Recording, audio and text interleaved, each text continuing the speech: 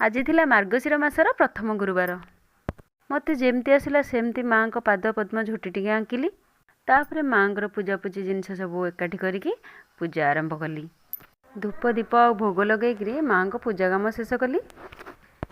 ମାଆଙ୍କ ପୂଜାର୍ଚ୍ଚନା ସରିବା ପରେ ପ୍ରସାଦ ଟିକେ ପାଇଦେଇ ମୁଁ ଗଲି ଘର କାମ କରିବା ପାଇଁ। ଜଳଖିଆରେ ଚା ସହିତ ଉପମାକୁ ଖାଇସାରିବା ପରେ ମୁଁ ଗଲି ପୁଅକୁ ଆଣିବାକୁ ସ୍କୁଲକୁ। ପୁଅକୁ ଆଣି ଘରକୁ ଫେରିବା ସମୟରେ ତ ଆମେ ଟିକେ ବୁକ୍ ଷ୍ଟୋର ଆଡ଼େ ଯାଇଥିଲୁ।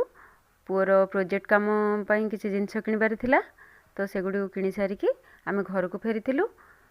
ଘରକୁ ଆସିଲା ପରେ ମୁଁ ଅରୁଆ ଭାତ, ଡାଲମା ଆଉ ତା ସହିତ ଟମାଟୋ ଖଟା ଆଉ ଶାଗ ବନେଇଥିଲି। ତ ଆଜି ଗୁରୁବାର ଥିଲା, ତ ସବୁ ସାଧାରେ ହେଇଛି। ଆଜିର ମୋର ଲଞ୍ଚ ଥାଳି ତ ଦେଖିଲେ। ଏତିକିରେ ଭିଡ଼ିଓଟିକୁ ଏଣ୍ଡ କରୁଛି। ରହିଲି। ଜୟ ଜଗନ୍ନାଥ।